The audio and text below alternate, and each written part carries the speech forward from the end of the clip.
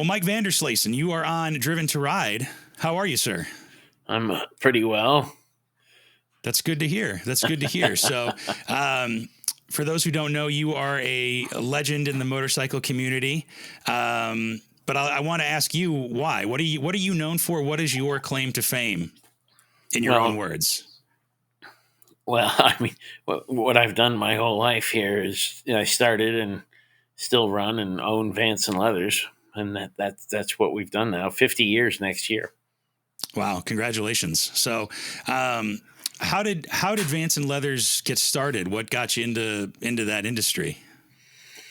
Well, I was a student and working in a motorbike dealership in France, and it was a Moto Britannique, so they were selling Nortons and Triumphs, BSAs, things like that, and also some Suzukis and Urals. But anyway, this is back in 1970, 71, 72.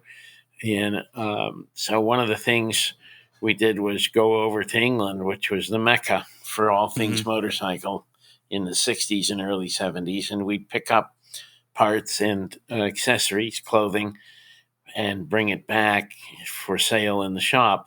There was no open border the way there is presently. Well, of course, now Britain's out of the EU, but there was no open border, so everything was a little bit of a fiddle, you know. And when I ended up back in the States, one of the guys I'd been buying from and active with in England ended up here at a trade show looking for a distributor, couldn't really find one, and called me up and said, "Hey, would you be interested in distributing our stuff in the U.S.?" And so he said, "If you say yes, I'm going to stop and see you in Boston." So I said yes. He stopped and saw me in Boston, and that's really how it started. And so that was in early '73. Okay, cool. Well, yeah, congratulations on almost 50 years so far. Yeah. But let's back up a second, because you just casually dropped that you were working at a motorcycle shop in France, and I got to imagine there's a story there. So, is Europe where you got into motorcycling, or how did you get into motorcycling initially? Well, my father was Dutch, and we lived in Holland. I was born in California, but we moved to Holland in '62. And lived in Holland, and then lived in Belgium, and then I lived in France. But the whole motorbike deal was my aunt. My aunt and uncle had been displaced. Their house got bombed in the Second World War, and so they ended up living in. They were in an estate. And they were living in the carriage house of an estate, and the estate had been expropriated. It was German property. It was Jewish property, and the Germans took it over. And I think the family didn't survive the war, and the Dutch government, in the housing shortage, used every house they could to have people have a roof over their heads, because everything had been destroyed. So they lived in this estate, and it was several acres of forest, and maybe about 30 or 40 acres. And she had a Solex, which was one of these French bicycles with a motor on the front wheel. And, you'd pedal it up and drop the motor onto the front wheel. It had a friction drive. So it would kick off, a little two-stroke. And anyway, when I was 8, 9, she let me ride that around the paths in the woods, and it was really kind of cool that you could do 20 miles an hour or something like that without pedaling. Yeah, that's wild. So that's kind of when it started. And then after that, of course, in Holland, everything had bicycle paths, and on the bicycle paths, you were allowed to ride motorbikes up to 50 cc's. So there was an awful lot of that, and you were able to get get a moped, if you will, because that's really what they were. At age 16, and then car licenses weren't till you were 18. But so everyone was buzzing around on these things. Most people earlier than age 16, I might add, but that was the deal. So. Okay. Yeah. So, and I mean, in Europe, it seems like, especially back in the 60s, motorcycles and mopeds and small displacement bikes seemed to be more of a utility thing. It was really the only affordable way to get around, right? Well, yeah. I mean, they had a pretty good public transportation system there, Sure. but in terms of actually going somewhere, yeah, for sure. I mean, Yeah.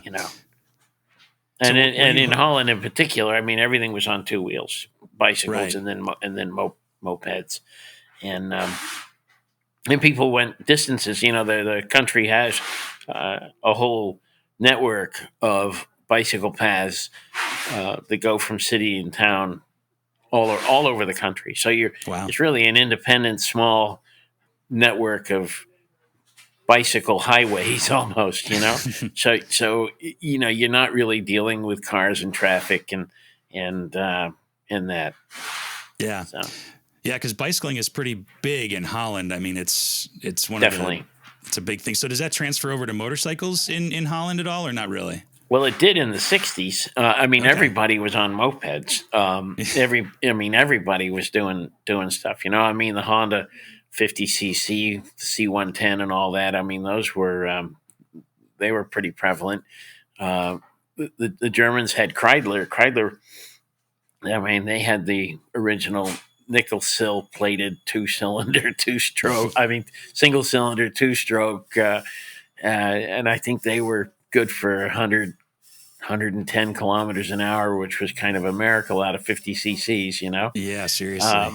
And I ended up. I ended up with a Garelli, which had a 4-speed hand shift.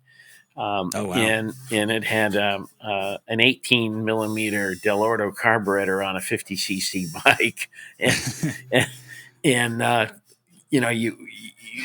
it was kind of funny because you took the pedals off, so it looked more like a bike than a moped, and then there were no. I mean, in the 60s, at that time we were living in Belgium, and they didn't even have a requirement for a driving license. As long as you were 18, you could get behind the wheel of a car or get on a motorbike. So, wow. And there were unlimited speed limits on the highways once you're out of the cities. So, I mean, the whole thing was really kind of different. But on that Garelli, you could get right behind a truck and draft it and hang in there at 100 kilometers an hour and sit up if you wanted to, and Man. So yeah, there was a lot of that type of stuff. And so, do you remember? Excuse me. Do you remember a time or a moment when you started riding that you knew you were hooked? Well, on the Garelli, I loved it because you're independent, right? And you're out and you're doing stuff. Yeah. But on the Garelli, when I was 16, I did a camping trip. Was gone for about a month, tent, sleeping bag, and ended up driving through France and into Switzerland, and ended up in Milan and Venice and Padua and that Via Emilio or whatever they call it there, and then came back through France, all little roads, of course, but camping every night, and that was it. I mean, that was I couldn't get enough of that.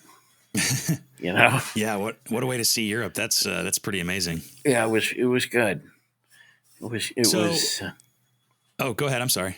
Yeah, no, I mean, it was, especially, I mean, it was, there's so much to do and see, and it was terrific. Couldn't beat it.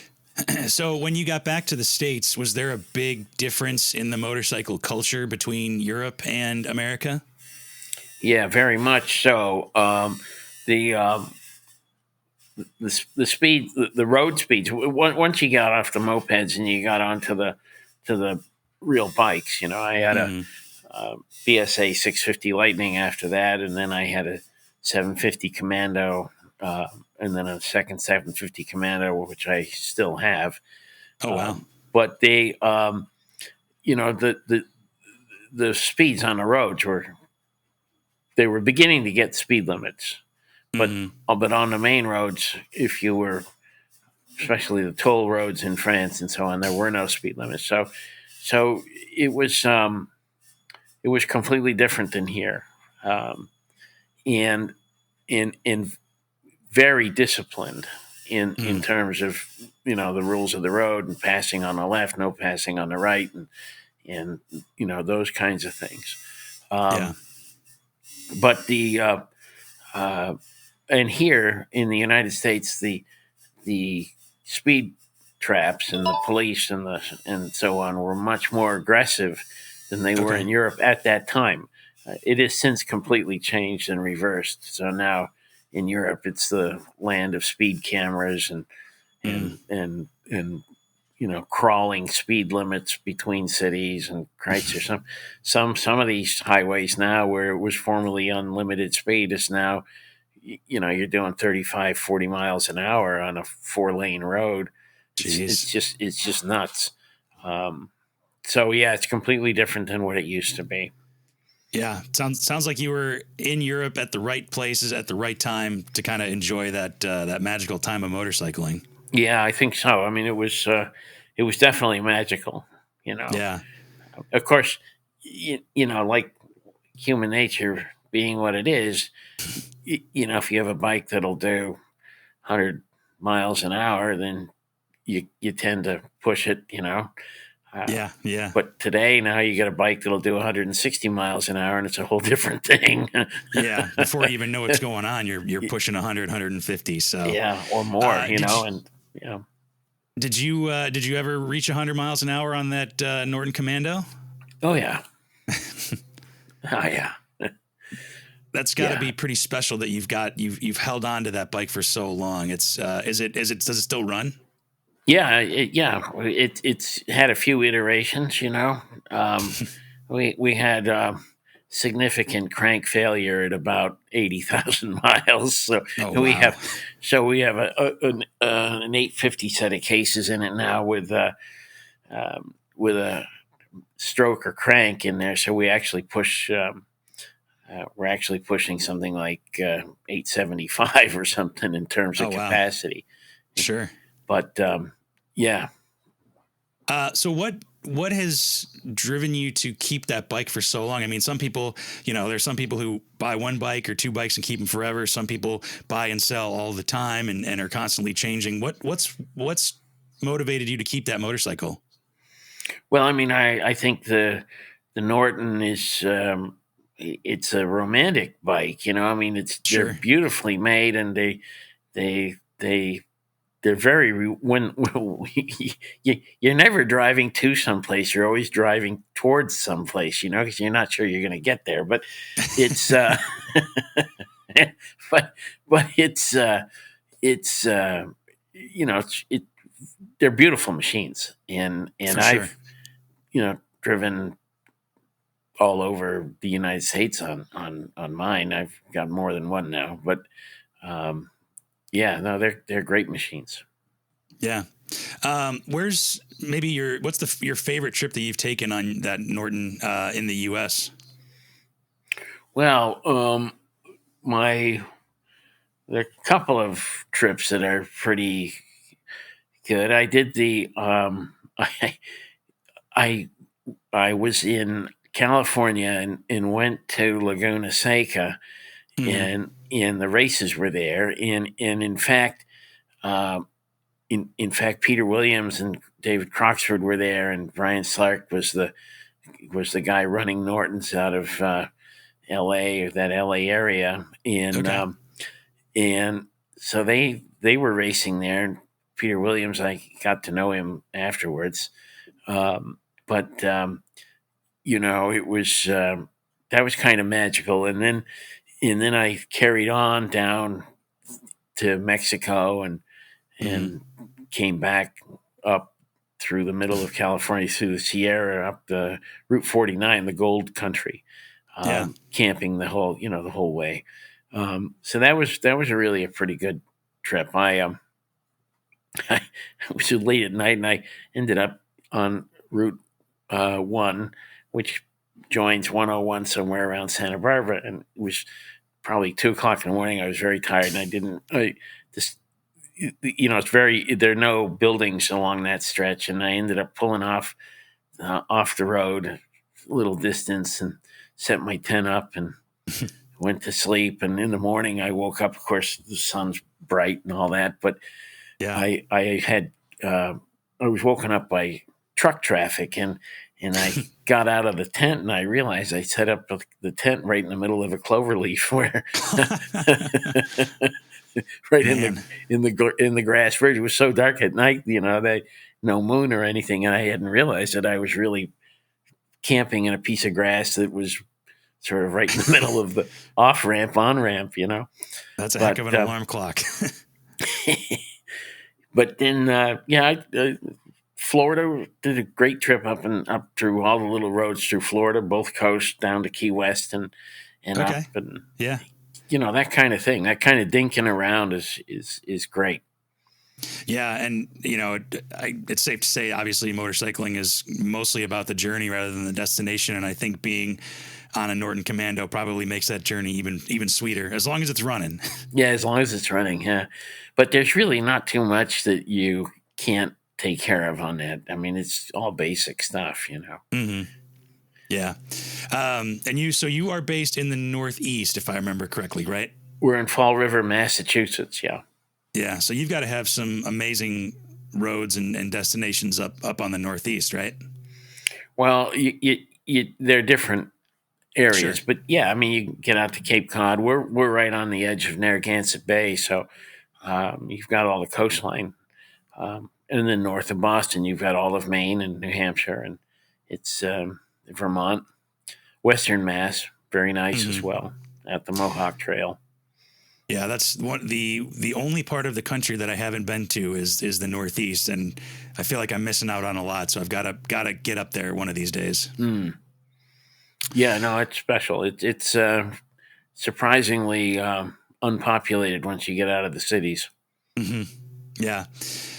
So that's where you started Vanson Leathers? What drove you to start it on the East Coast in the Northeast? Well, I went to Boston. I ended up here for college and started Vanson when I was in finishing up my college, so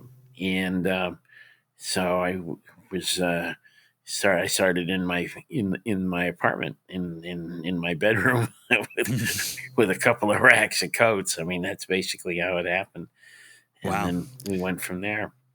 So where did the name Vanson come from?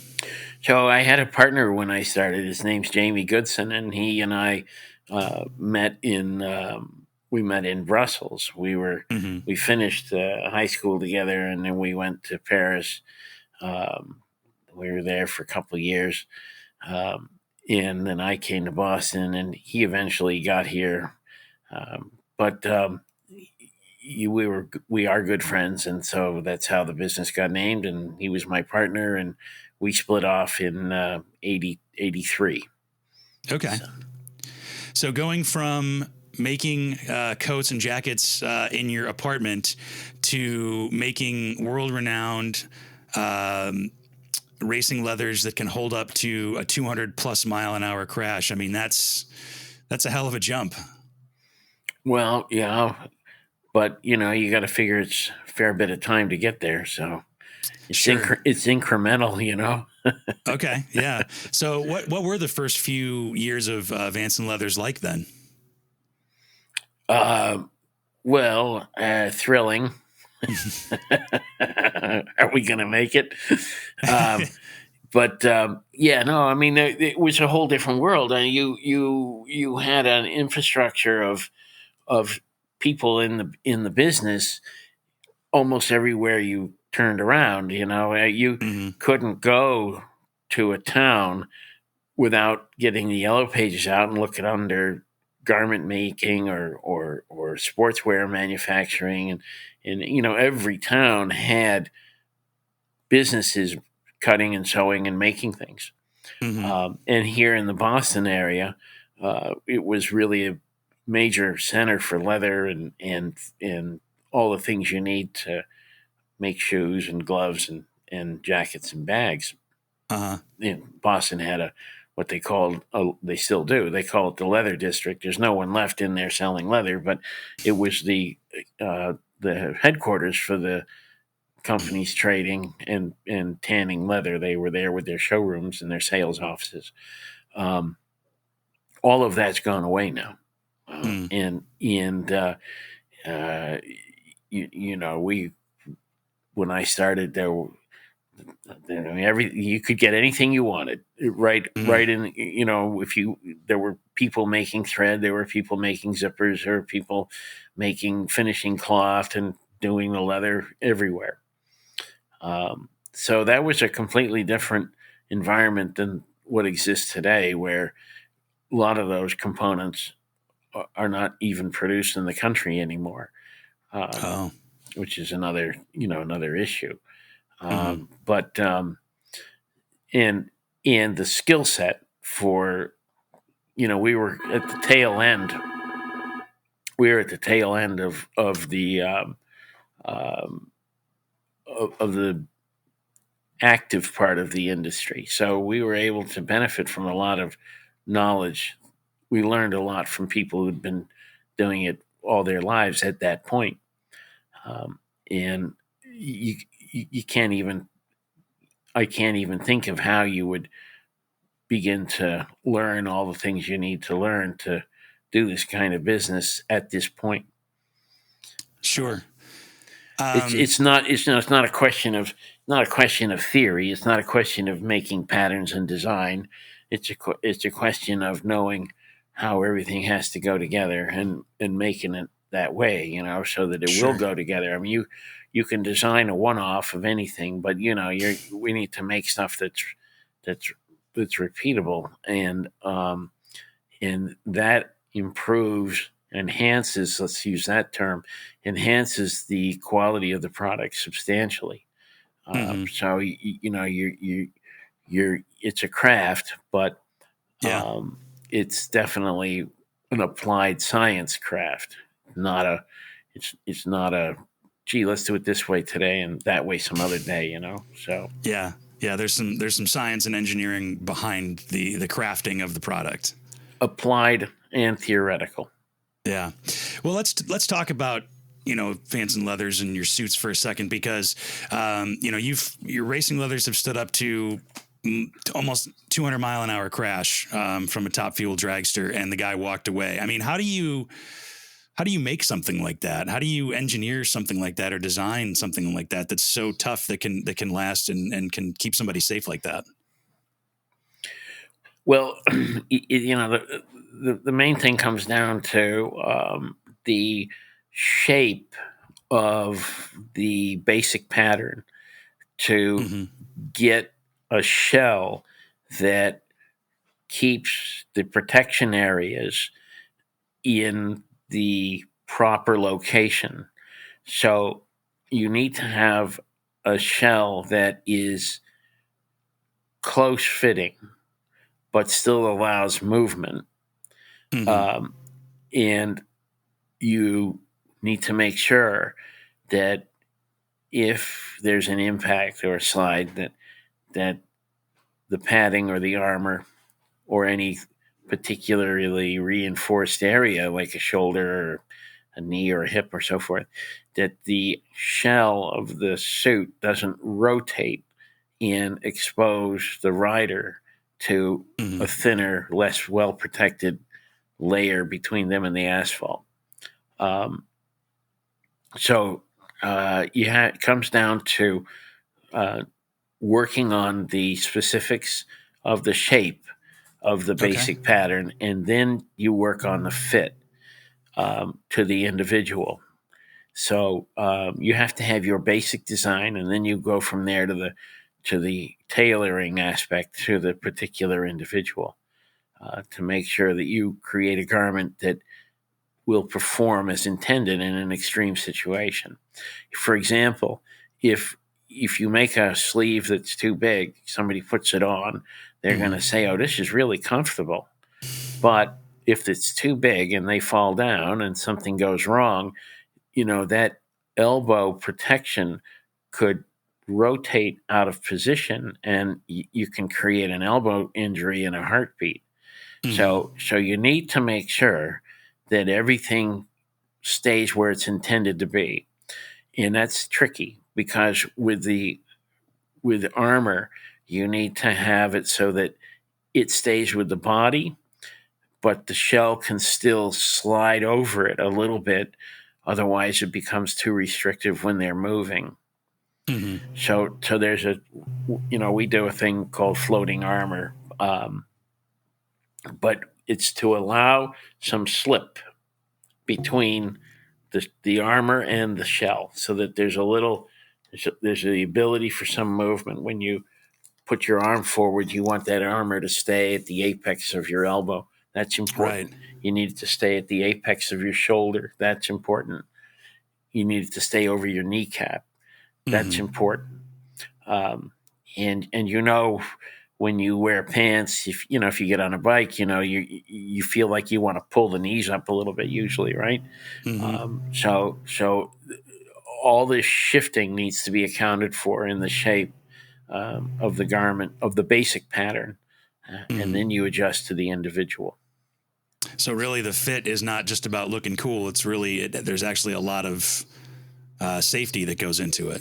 There's a lot of safety that goes into it. And one of the, and some levels of protection, in particular at present, the airbag is the big thing. But most airbags, first off, to be effective, they need to go off. They need to provide protection between the rider and the suit.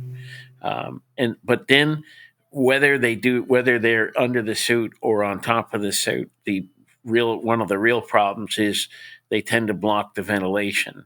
And ventilation in a suit is critical. If you get a hot, humid day, someone dehydrates, they'll overheat, and that's more dangerous than not having an airbag. That's my opinion, but I think we've borne that out. So you have these conflicts, right? And you want to make sure that the airbag is controlled in a way so that, one, the ventilation is protected, two, that the airbag is protected from any change of shape or twisting, three, that the airbag is led over the areas that you want and need protection for. And then you need to have the whole incorporation of armor and the airbag and the shell of the suit needs to all be calculated out. And a lot of times there's an expansion panel in the suit, and that's okay, but you don't want it to, in a critical moment, expand, and you don't want to actually lose the other points of protection because the shell now is too big and allows rotation. Wow. So there's a balance there. So how did you learn all this stuff? I mean, was it just, did you learn as you went when you started Vanson Leathers? Did you study in school? No. We learned as we went, and we've been very fortunate. We've worked with a lot of people who race, a lot of racers in different disciplines, and from them we've learned a lot. And in a lot of them, they come and they say, "Hey, we suggest this because," or "Can you make an alteration this way or the other because," and that's how you learn. And you just have to really be close to it and stay with it. Yeah. Yeah. You've got to be out there testing and actually doing, having trial and error, it sounds like. Yes. We prefer more trial and less error. Right. Well, in addition to racers, you've worked with Hollywood a lot. You've worked with some high-profile movie stars and a lot of Hollywood stunt riders. How did you get into that section of, motorcycling and all that? Well, the stunt riders, have come to us because they want some protection, and Mm-hmm. the DNA of the company is the road racing and the flat track and that type of thing, drag racing. So that's what's been important to a lot of these guys, Mm-hmm. and so it's a carryover from that, and then because there's so much racing, it goes on to what people who are riding. A lot of the Hollywood guys ride, and Right. so again, the DNA carries forth, Mm-hmm. and that's how that all got going, and still rolls because of what we do. Sure. Has there been any time when you were starstruck or kind of like pleasantly surprised where a celebrity or a super famous racer came in, or do you kind of keep a cool head no matter what? Well, Daniel Day-Lewis came in Oh, a wow. while back. Uh-huh. This is a long time ago. Okay, probably 15 Okay. years or so, Sure. maybe even 20 years now. But he came in and he said, "I said, wow, you're some kind of famous guy." And he said, "Well, you're not so unfamous yourself," or something like that. He was riding a Triumph, came to see us. They were filming in Massachusetts, and Okay. yeah. So, but it happens. We get Have you ever guys. had a client or somebody come or talk to you about a suit and you didn't realize maybe how famous they were until after the fact? Well, I did a jacket for Larry Bird, who used to be with the Celtics, and he came in and he must have Okay, been yeah. he was almost 7 feet tall or something, Right. right? He's a big guy. And I didn't really know who he was because I don't follow that Sure. closely. But so yeah, I mean, I was, what's your name, Larry? What's your last name, Bird? Bird. Okay, I got it. But but we've been doing stuff with Jaylen Brown now, so that's been quite a bit of that going on with the Celtics. Sure. Cool. So Yeah. I've noticed too that again, the DNA comes from the racing and the flat track and all that kind of stuff. It seems like a lot of people use or wear Vanson as a fashion statement too. Have you kind of had any thoughts about that, or was that a surprise to you that it went from like track to a kind of a fashion, an arm of fashion? well, if I don't know if it's a surprise or not, but if you look at what it is they're wearing, it's all track oriented. It's all Right. flat track road racing oriented. They're not Mm-hmm. plain black jackets or something like that. So, Yeah. at least not most of them, but in the urban scene. Mm-hmm. So, yeah, I mean that's something where we do quite a bit of that. We take graphic designs which we developed for the racing suits, and we cut them we have a water jet, so we cut the leather on the water jet, so you get nice clean edges, and we created sort of our own look, if you will, Mm-hmm. of how graphics get onto the leathers, and that's a little different than most people. So Yeah. Well, I mean, I got to say that no matter what piece you're looking at from the Vanson Leathers catalog, it all looks cool. So, and looking cool transcends any industry, any culture, anything like that. So, I think that's pretty cool that people that may not necessarily be directly in the motorcycling world are appreciating that. So, well, we were very fortunate to work with a fellow by the name of Mick Ofield. mm-hmm. And Mick formerly was a designer at Norton's in England. He's an English guy. Oh wow, yeah, And we work. He did all our catalog work and a lot of our designs. he's a terrific designer. And we worked with him probably close to 18 years until he retired. However, he's coming back out of retirement, and we're going to be doing a series of retro jackets. Oh, cool. And we're not talking retro from the, we're not talking retro sort of Bad Boys on Triumphs or something like that. But this is going to be sort of European style cafe racer, evocative designs, 70s and 80s with the colors and the separations and the swirls and all of that type of stuff that we do. That's one of the hallmarks of our products. And so that's where, he's been on the team. He's been retired, and now he's coming back. It's going to be it should be very interesting what we dream up. Yeah, that sounds like an exciting time. I'm kind of excited to see that. Do you think that, like, it's kind of sound like it's coming full circle, like the pendulum swung one way and now it's swinging back the other way? Have you seen that throughout your career in the motorcycling world, like trends coming back or people coming full circle to different styles and thoughts and opinions on stuff?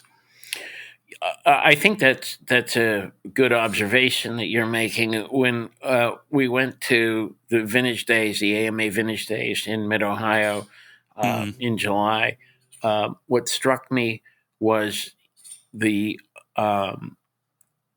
number of young families that were there. The attendance was, there were some guys looking like me, white hair and all that, but there were an awful lot of guys with young kids. They were active. There were a lot of mini bikes running around. It was you could see a future there, and that's cool. That's after coming through probably 15 or 20 years of what was no longer being in different events and certainly rallies. I mean, if you go to Daytona or you go to some of these large rallies, they just don't have the level of energy and enthusiasm and attendance that they had 25, 30 years ago. Sure. And so you've been looking around, wondering where's the next generation coming from, and there hasn't been one in any significant number. But I'm thinking that we might be bouncing off the bottom of that, and a lot of these, what I saw at Mid-Ohio was what I would call really kind of normal bikes, if you will, really evocative of the 70s more than anything else. So kind of naked, kind of simple. We're not worried about huge capacities. We're not worried about 180 miles an hour. We're not, it's a more, I'm going to use the term human scale, which I think is really good to see and important. And the other stuff has become so difficult. The capacities and the speeds are so great that I think the insurance issue has done a lot of damage to the viability of those numbers. Yeah, and good point. And I mean, when you consider the sport bike numbers that Suzuki used to do with the Hayabusa family and all of that, I mean, they were north of 70, 80,000 units a year, and then it fell down to like maybe 5,000, 6,000 units, and it's never really totally recovered. And really, I mean, the bikes are terrific for what they are, but it's just it's overdone. I don't want to use the term overkill, but let's just say overdone. Sure. I need to adjust this thing. Hold on. Yeah. This is an antique. There we go. Yeah, I have to agree with you. I feel like that, yeah, the motorcycle world is kind of turning back almost to the back to basics, where there's not an emphasis on speed and displacement and not necessarily the latest technology in riding and performance. It's more enjoying the ride, and I've seen that whether it's, been on the metric side or even on the American side. It seems like people just are enjoying the experience more, and that seems to be coming back, which is kind of cool. That must harken back to the days when you started riding in Europe. Yes. I mean, we had 6.5 horsepower, we weren't,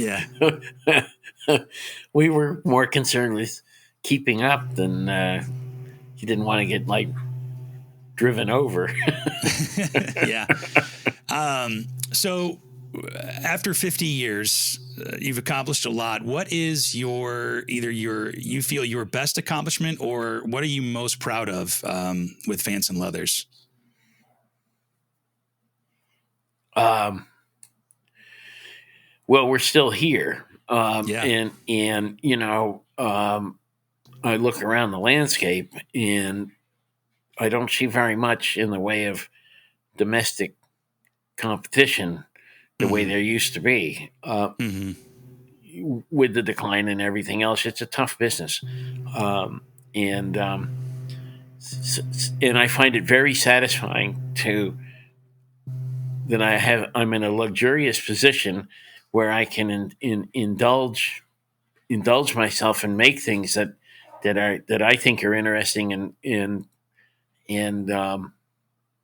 I think some of the things that we've come out with have changed the industry. I think that we did we had a number of patents, some of them have expired and so on, but on the armor and ventilation and air curtains and the double front zip suit to give you a clamshell shape in the front, and to conversely move the zipper teeth away from your neck, so that if you have a severe enough impact, you don't want the zipper to slide down, which it can do in an impact, even though it's a locking zipper, and you can actually the teeth could cut your neck. I mean, that's happened in some car crashes. Sure. Because we do some car suits as well. So anyway, leading the zippers away is an enhancement. Improving the fit was an enhancement.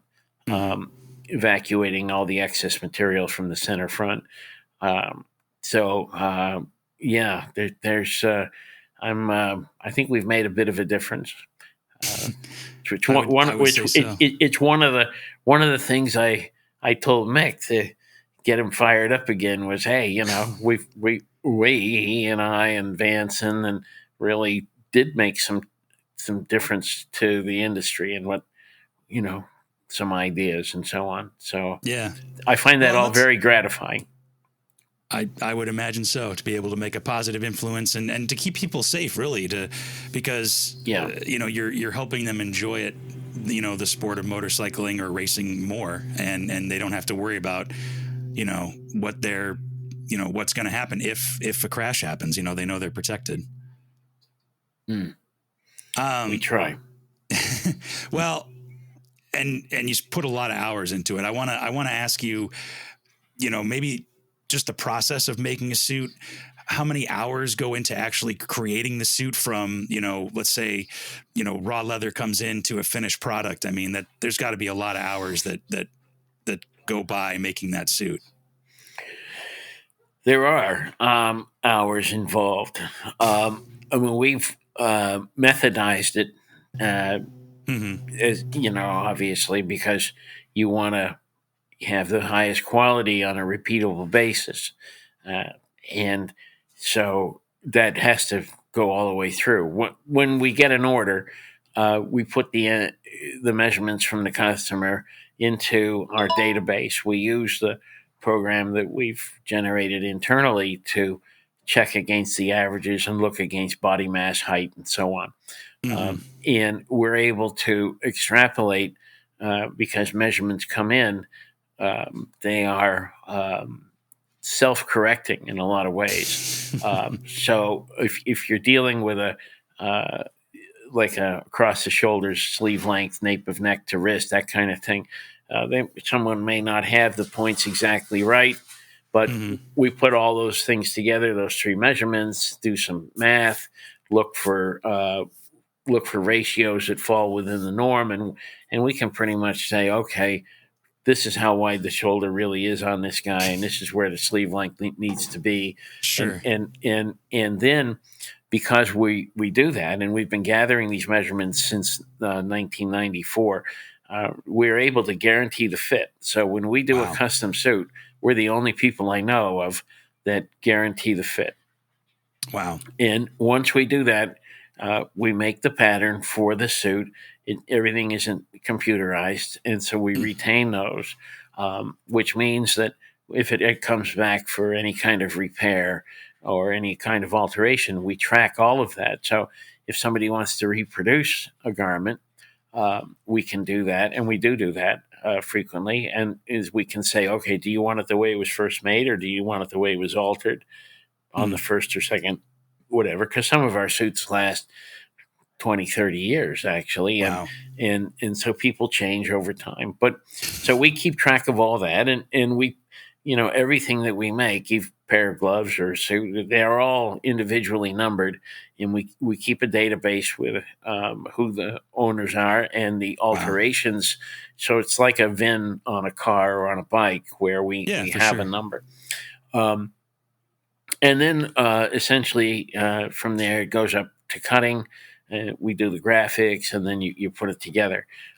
So the hours involved, to answer your question, you've generally you're probably on an average suit, you probably have 2 hours of graphic work. You probably have 3 hours of design work in the pattern department, 3.5, something like that.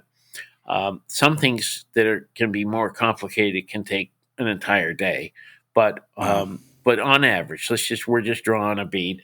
The cutting is relatively quick, and then from there it's the assembly. So if you have a suit that's 3.5 hours, 4 hours worth of design of pattern work, if you will, and 2 hours worth of graphics work, you've probably got an hour worth of cutting on the water jet, and probably because you have to prep the leather and get the right colors and split the leather to the right weight and tape it and then cut it on the water jet and It isn't just like throwing the stuff in, and then the panels are cut, and then you have to do the same thing with the lining, and then the lining's made in one part of the shop and the shell's made in the other, and they go together into finishing in a third, and that's where it all gets married together, and there's your suit. So if you've got the amount of sewing time is going to be a function of the amount of design time, generally, because the design time is a good predictor of the intricacies. More panels, more sewing, more. It's like a jigsaw puzzle after that, So, So you'll have to do a suit. You may have an average suit day and a half, almost 2 days. Wow. If something more complicated, you might have 2 days, 2.5 days, something like that. So and it's really a question of the embellishment and the graphics, and there's all that has to be laid out and done in a sequence. Sure.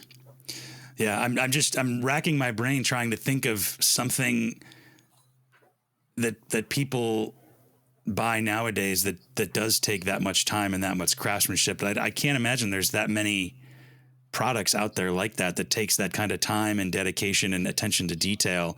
Even in the motorcycling world. Yeah. Well, I'm, probably more focused on the sewing aspect and so on. But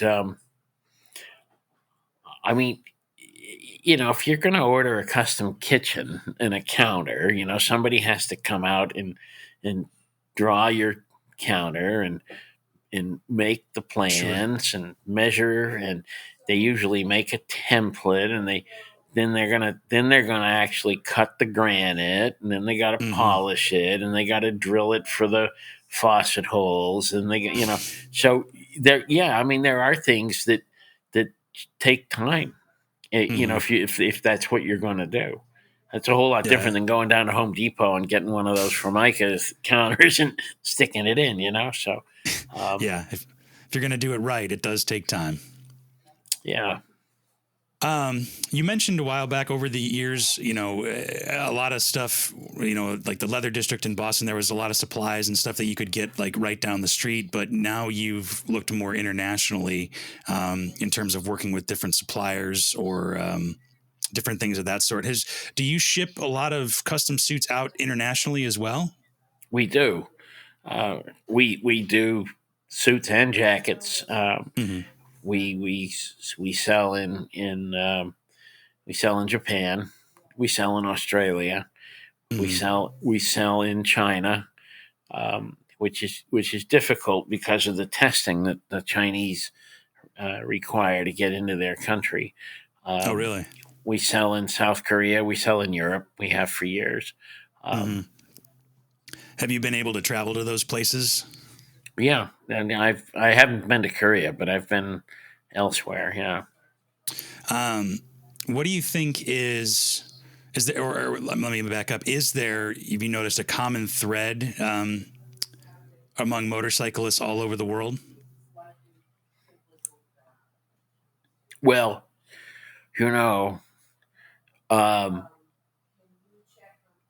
Japan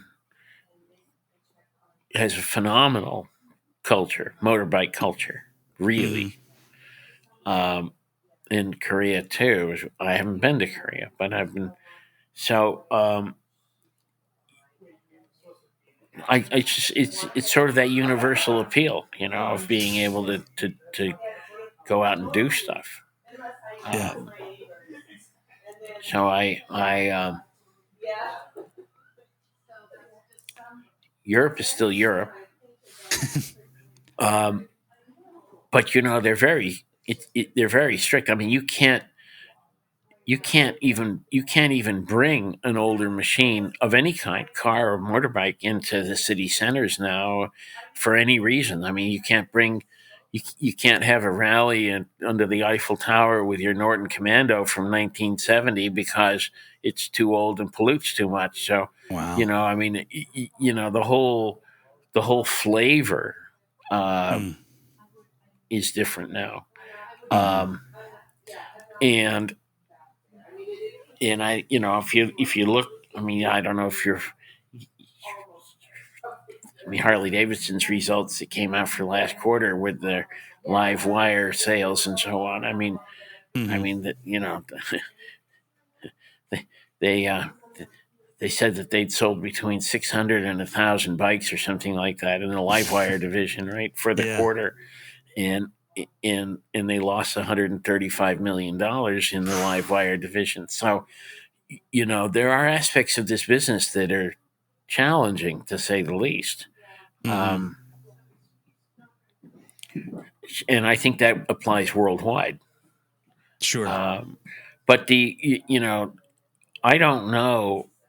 I cannot imagine that there's not going to be a continuation of interest in particularly the countries that use the bikes for transportation. India, for example, Pakistan. We've had customers of ours, go and make tours in Pakistan and do videos and so on.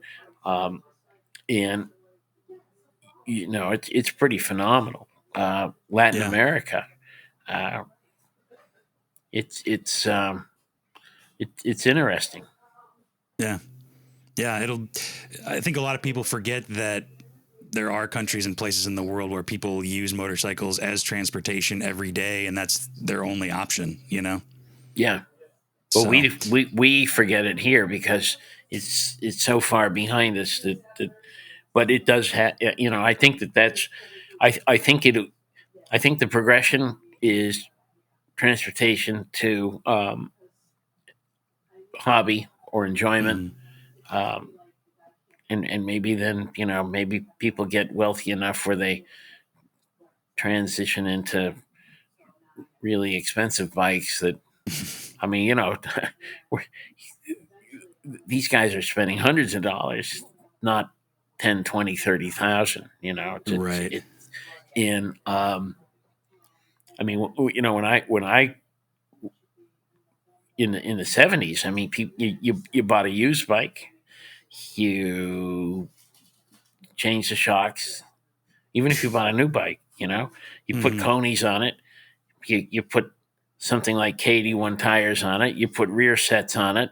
Mm-hmm. You know, I mean, the other guys went the other way and put a sissy bar and improve the handling with an extended front end or something. You know, but the point was that you bought something that you were going to then fiddle with and change and make personal to you, and Mm-hmm. the overall, you know, it wasn't. A lot of people did the work themselves, and it Right. wasn't. You know, it didn't turn into the $30,000-$40,000 showpiece. You know, we sort of lost all that doing your own garage and create something. Yeah. Yeah, I think that is coming back a little bit though. Just I see I people think we saw customizing that at Mid things and Ohio. Yeah, yeah, yeah. I think we saw the genesis of that at Mid Ohio, where Mm-hmm. you get something that you know the capacities, whatever, and then that becomes either restoration or a little cafe or a little da. But Yeah, or touring or something, you know. sure. But but there was activity, there was effort, there was thought going into it, Mm-hmm. and you know, it seems that's a resurgence, that's a renaissance. That's good. Yeah, That's yeah, that's what the youth coming along, where they get to learn a lot about what it is they're doing. You know, how it runs, what keeps it going, how to change the right. oil. You know, I mean, there's been a whole period of time where you went to the dealer for this and you went to the dealer for that, and Yeah, you know, so this is kind of I see a little bit of a return to a simpler time, yeah, which is good. yeah. Agreed. Last question. You've been in the motorcycle industry for 50 years again. You've been riding even longer than that. What about motorcycling is so special to you? It's being in the world, not you're in it, you're part of it, and it's, I would say, an ultimate expression of personal responsibility, and I think that's um, engaging on all levels, Agreed. Very exciting. and I think that's the real deal. I mean, you know, whether you're racing or you're driving along the coast and looking at stuff, or you're going whatever it is you're doing. You know, I mean, it's your responsibility, and it's you're challenging yourself one way or the other along the way, on different levels, and of course that it's personal. It means something. It means something different to everybody, um, but I think that's the attraction. Yeah, I like that. I like that a lot. Before we end, is there anything that we didn't talk about that you want to mention or that you want to talk about? I think we've covered a lot of things, so I'm whatever. If you have any other questions, you can give me a call, and I have and I appreciate the opportunity to talk to you. It brings back a lot of memories, you know. So Sure. it's good. Cool. I like Well, that. Mike, thank you so much for your time. We appreciate it. And we'll hopefully talk to you again soon. I got to get up to the Northeast and come see you. You got a place to stay. Oh, All right, man. Mark. Thank you so much. All right. Thank you.